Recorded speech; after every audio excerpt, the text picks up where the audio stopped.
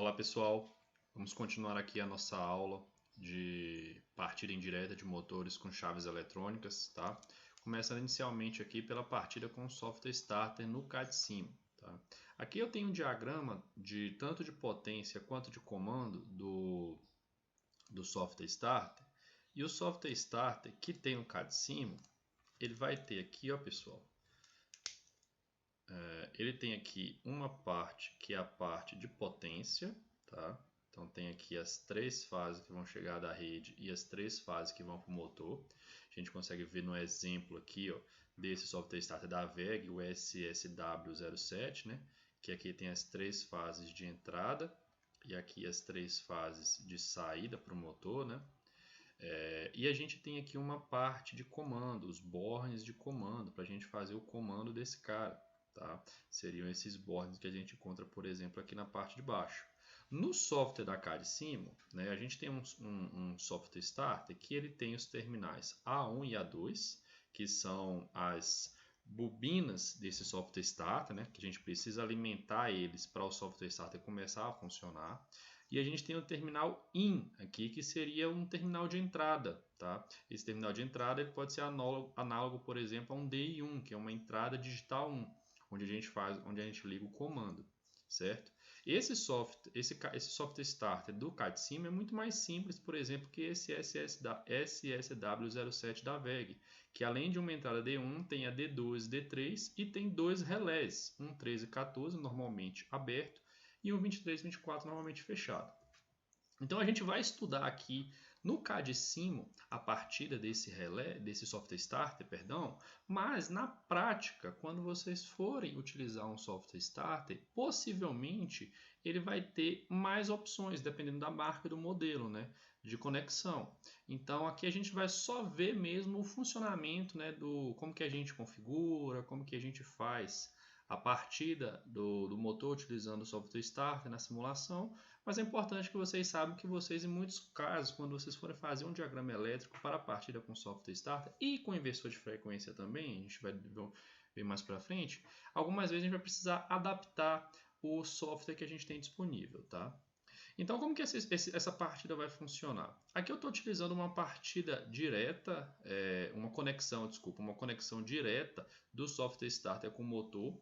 Isso quer dizer que essa conexão ela vai se dar através da manobra desse contador K1, e aí o software starter vai partir o motor, e quando ele chegar em tensão nominal, o software starter vai continuar conectado ao motor.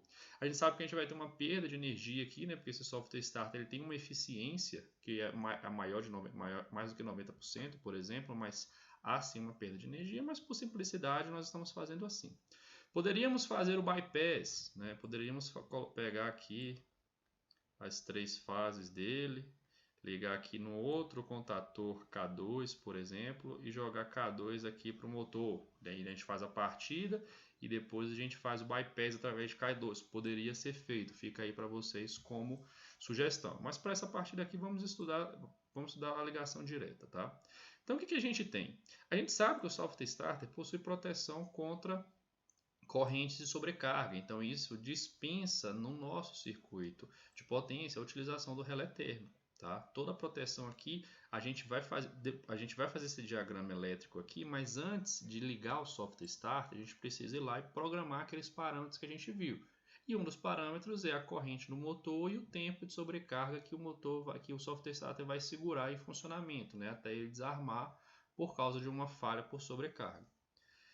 Então a gente tem aqui a ligação direta, bem simples, né? E aqui no nosso diagrama de comando, esse diagrama de comando, pessoal, ele é feito aqui, ó, no barramentozinho aqui, nesses bornes aqui do software starter, tá? Então o que a gente tem aqui? Um disjuntor e um fusível de proteção. Esse fusível aqui no manual da VEG ele até recomenda, em função da potência do software starter, ele já te fala até um valor recomendado para você utilizar. Aí eu estou aqui com um botão desliga, um botão liga e um selo para fechar K1 e manter K1 fechado através do botão. Essa mesma alimentação aqui, ó, eu estou alimentando o A1 e A2 diretamente do meu software starter. E você deve estar se perguntando, uai, mas por que eu não estou puxando desse ponto aqui, né, um ponto selado?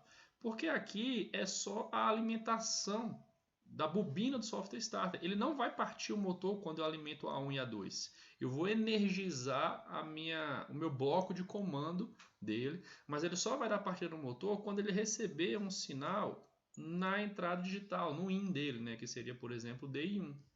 Como aqui eu só tenho um contator K1 e eu não tenho um bypass, eu não tenho mais de um motor para ser alimentado, quem eu vou ligar na minha entrada DI1 é o próprio contato auxiliar de K1. De forma que quando eu alimente K1, vai ter um selo aqui, vai alimentar diretamente o meu bloco de comando e vai fechar esse contato auxiliar, vai ligar o meu motor, tá? Se eu tivesse mais de um motor aqui, né, eu poderia colocar aqui, ó, outros contatos auxiliares, K2, K3, K4, se fosse para alimentar mais de um motor também. Eu poderia utilizar um outro contator K2 de bypass aqui para desligar esse software starter. Eu poderia desligar aqui ou desligar aqui a alimentação. Enfim, existe uma série de possibilidades, mas aqui a gente está analisando a mais simples, tá? E aí com isso faço a partida no motor, depois que ele parte, ele continua conectado, né? E aí quando eu desligo também a gente consegue configurar a rampa de desconexão, de desaceleração, de parada do motor. Vamos dar uma olhadinha nisso na simulação. Bem, pessoal, aqui eu estou com a simulação bem simples, tá? Aquela que eu mostrei para vocês. Antes da gente colocar ela em funcionamento, vamos clicar aqui, ó. Se vocês repararem, esse aqui é um bloco separado e este aqui é um outro bloco separado, tá? Então esse é o bloco de potência que eu conecto aqui nos terminais do meu motor. Esse aqui é o bloco de comando.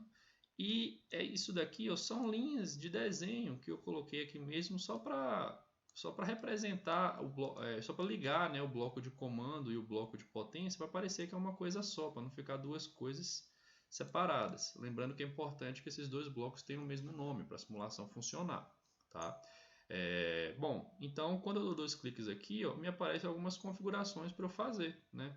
Por exemplo, as conexões aqui, o nome delas, né, tá in aqui. Posso colocar aqui, por exemplo, D01, né? Se eu quiser, se o meu software starter tiver o D01 lá para facilitar a minha ligação. Tenho configurações aqui também, por exemplo, tempo de início, rampa de início, eu coloquei 10 segundos, vamos ter uma rampa de aceleração do motor de 10 segundos. Uma rampa de parada de 5 segundos, então nós vamos desacelerar o motor em 5 segundos. A minha tensão nominal aqui embaixo, eu coloquei 220 volts e nossa tensão de partida vai começar aí com 30% desse valor. Então vai de 30% e esse valor vai subir até 220, até 100% em 10 segundos. Tá? Bem simples, vamos colocar para funcionar. Vou ligar os dois disjuntores. Perceba que quando eu faço a ligação dos dois disjuntores, nada foi energizado ainda. Quando eu apertar o meu S1, né, eu vou fechar o selo da bobina, vou ligar o bloco de comando e também vou dar partida no meu motor. Então perceba que o meu motor está acelerando, mas aqui eu tenho uma rampa, ó, 3, 2, então aqui tem a porcentagem e a tensão que está sendo aplicada nos terminais do motor. Passado um determinado tempo, né, já estou com 100% da minha tensão aplicada no meu motor está com 220.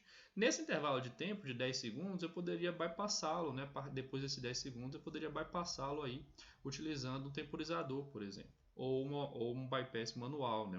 Um botão manual para ligar um contator K2 aqui. Aperto o botão desliga, aqui, né? Ele vai desligar tanto a alimentação do meu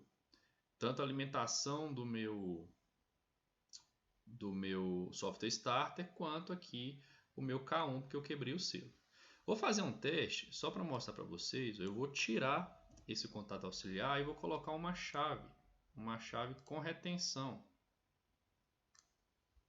Vou chamar essa chave com retenção de S2, tá? Que eu já estou usando o S0 e o S1, S2. Só para a gente ver como é que funcionaria quando eu faço a alimentação dele. Perceba que ele está alimentado, mas o meu motor não foi ligado ainda, porque eu não dei o comando no meu D01.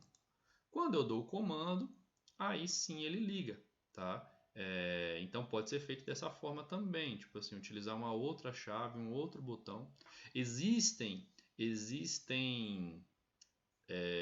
software starters que entendem esse bloco de comando, entende que basta um pulso para ele funcionar e partir o motor. Não precisa fazer selo nem nada, nem utilizar botões com retenção, chaves, né?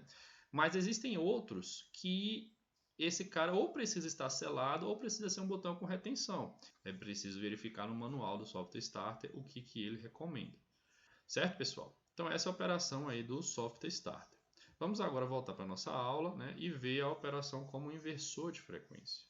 A operação com inversor de frequência, o card sim dela vai ser bem parecido, tá, com o Software Starter. A diferença é que a gente vai ter também aqui um contator K1 para fazer a manobra, né, ligar o meu inversor de frequência, mas esse contator ele não vai, eu não tenho a opção de bypassar o meu motor. O inversor de frequência a gente sempre utiliza ele ligado ao motor. Ele vai ter uma eficiência aí por vezes maior até que é do Software Starter, na faixa de 97%, 98%.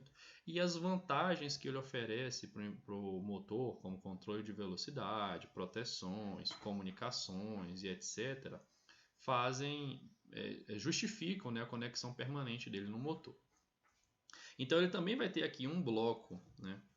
Ele também vai ter aqui um bloco de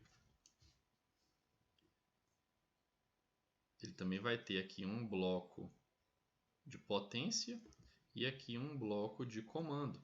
Esse bloco de comando representa aqui os bornes de comando deste inversor. Uma coisa interessante aqui é que o inversor nós temos um estágio intermediário de tensão contínua, né, depois que passa o retificador e antes do inversor. Então, no bloco de comando, normalmente nós temos essa tensão contínua disponível para fazer o meu acionamento. Então, eu não preciso, por exemplo, pegar uma fase igual eu precisei no Software Starter, pegar fase neutra para alimentar a bobina do Software Starter, né? No caso do inversor, uma vez que eu alimento ele com essas correntes trifásicas, que poderiam ser monofásicas, né? Eu tenho disponível aqui uma tensão contínua interna. Então essa tensão contínua que vai fazer aqui a minha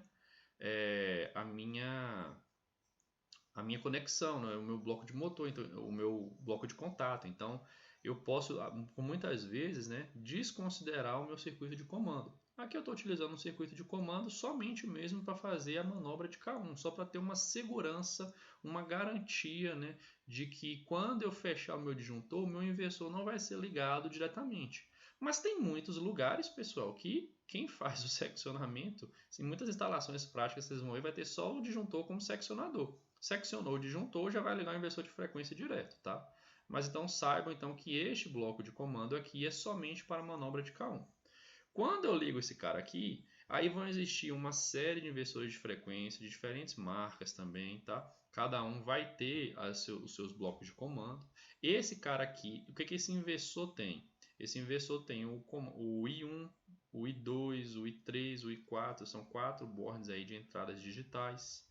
Ele tem aqui um rheostato, né, para que a gente consegue conectar em uma das entradas analógicas do inversor para a gente dar uma referência de frequência. Então a gente consegue variar a frequência através de um potenciômetrozinho que tem na interface do inversor.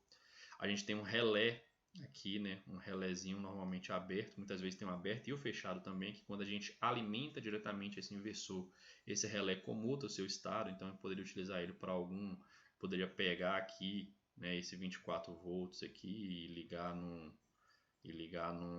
num LED, por exemplo, né, e a saída do relé aqui ligar no terra, no negativo, seria esse 0 volts aqui. Então quando eu alimento meu inversor, eu jogo 24 volts no LED de 24 volts, fecho com terra. Então, esse LED indicaria que o meu inversor está ligado.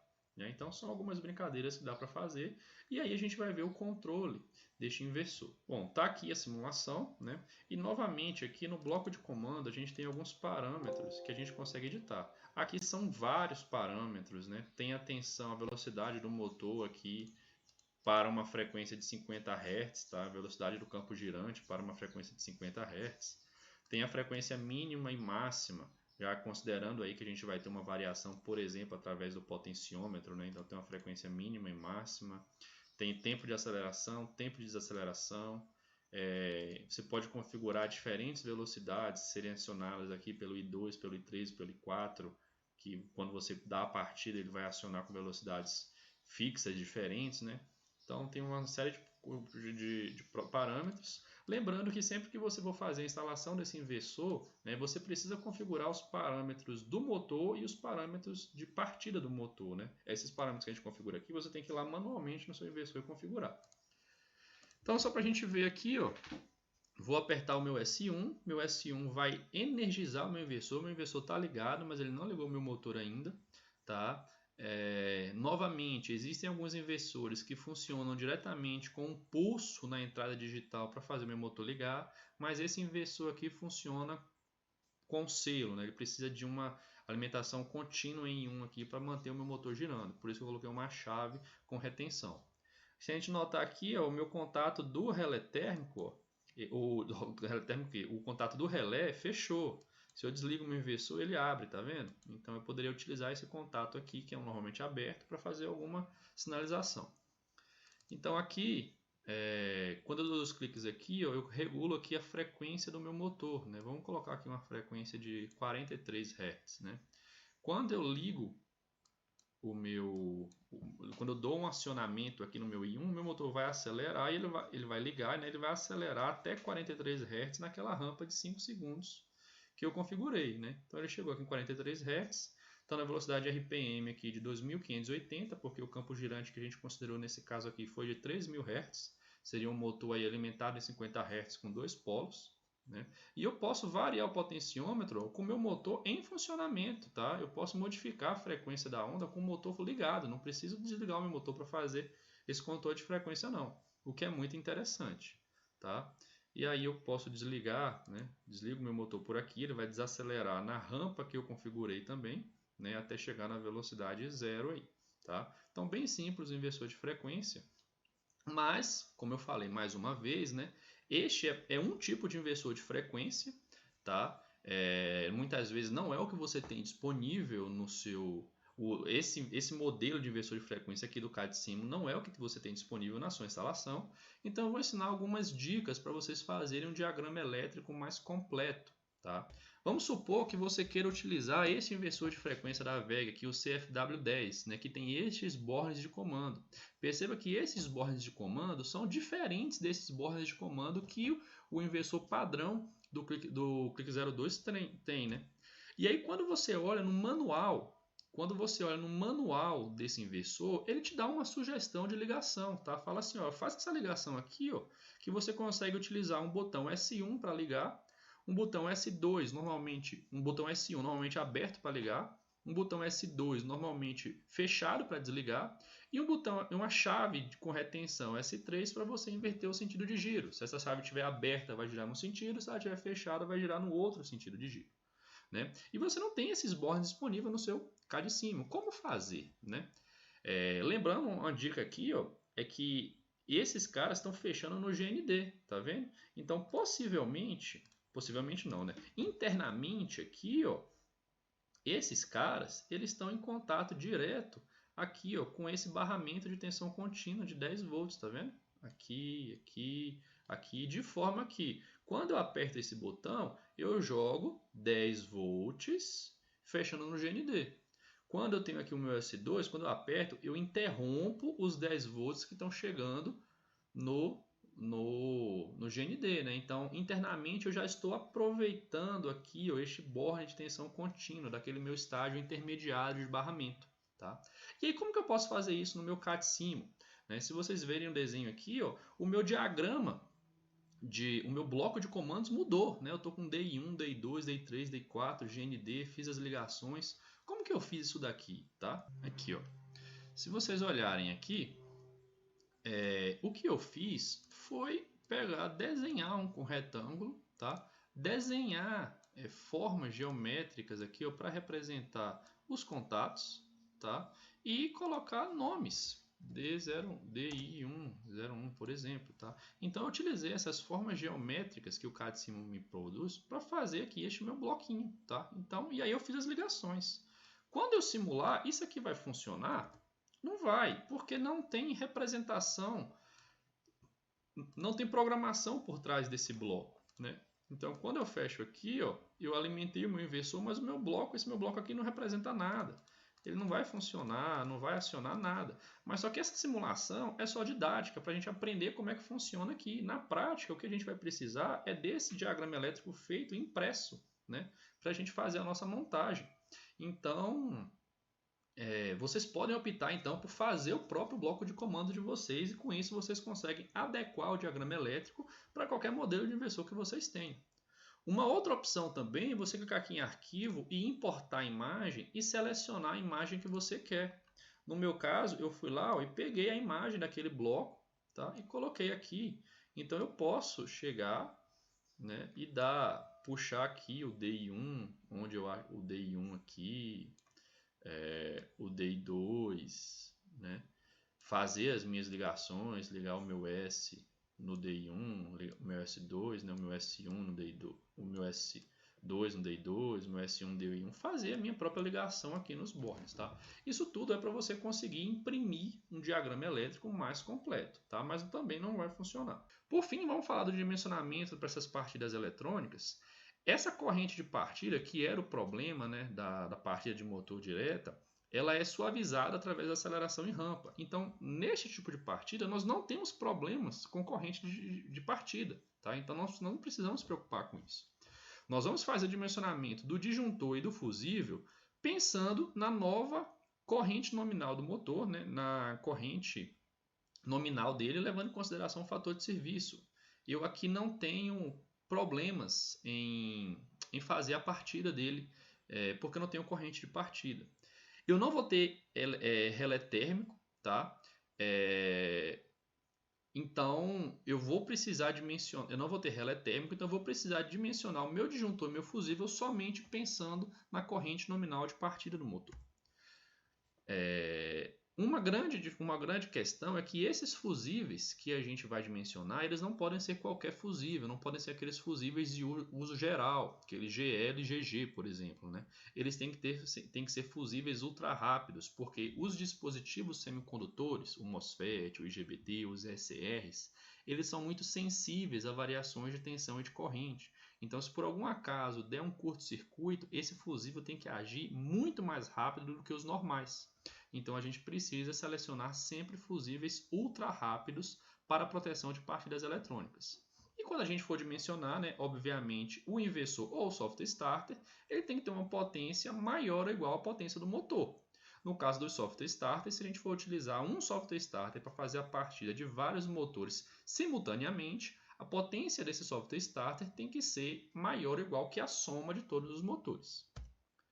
Bom, pessoal, espero que vocês tenham entendido aí, né, os conceitos da partida indireta com chaves eletrônicas, né? E com isso a gente finaliza o nosso curso de comandos e acionamentos elétricos. Muito obrigado pela atenção de todos ao longo dessas aulas, né? E vejo vocês numa próxima oportunidade.